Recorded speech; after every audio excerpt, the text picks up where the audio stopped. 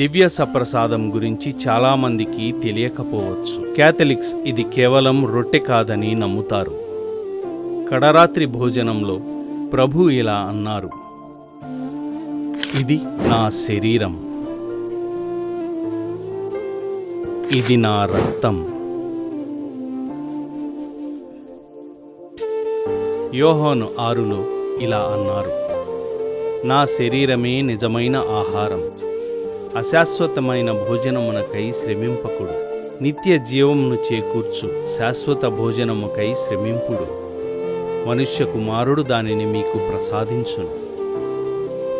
ఇందువలన ఆయన శిష్యులలో అనేకులు ఆయనను విడిచి వెళ్ళిరి. కాని ప్రభు ఒక్క మాట కూడా మార్చలేదు. శ్రీసభ దానిని విశ్వసించింది. దివ్య సప్రసాదం కేవలం ఆచారం కాదు, ఇది ఆ ప్రభువుని ప్రేమ, త్యాగం, కరుణకు సంకేతం.